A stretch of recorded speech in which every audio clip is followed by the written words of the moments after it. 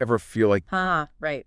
But it's more about recognizing that the things we can control, the things that are truly up to us, are often internal.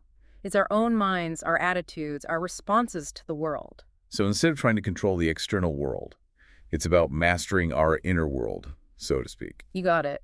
It's about recognizing we have power over our own perceptions, our judgments, our desires, how we choose to react, rather than what's happening around us. Okay, I think I'm starting to get it, but do you have an example, something concrete to really make this click? Sure, imagine this. You're stuck in traffic, right? Like totally gridlocked. Now, can you control the traffic? Sadly, no amount of wishing has ever made traffic disappear for me. Exactly. It's completely outside your control. But what can you control in that situation? Hmm.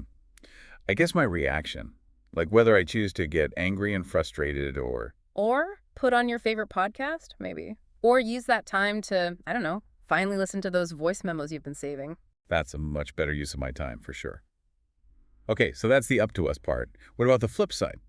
The things we can't control, no matter how much we might want to. Right, and this is where it gets interesting because this category, it covers a lot of ground. Think about it for other people's actions, totally out of our control. The weather. Tell me about it. Right.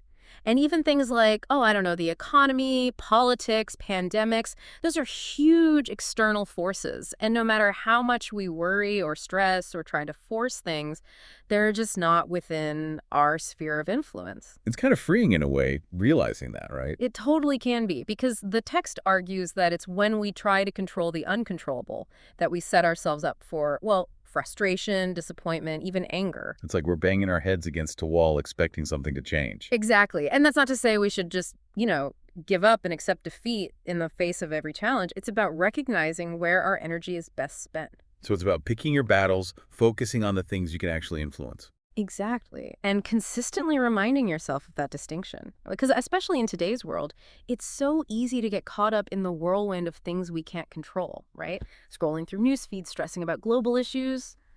It's exhausting. And likely not very productive either. Yeah. So how can our listeners start to actually apply this ancient wisdom? Because it sounds great in theory, but putting it into practice is a whole other thing. It is. It takes practice. But a good first step, mindfulness. Like next time you feel that anxiety creeping in, that urge to control something you can't, hit pause.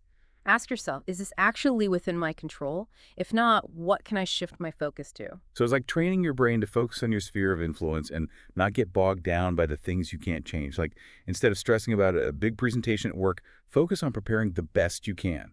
The outcome might be out of your hands, but the preparation is something you can absolutely own. Exactly. And that shift in perspective, that's where you start to find a sense of agency, even amidst the chaos. And that in itself is a kind of freedom. This has been a fascinating deep dive.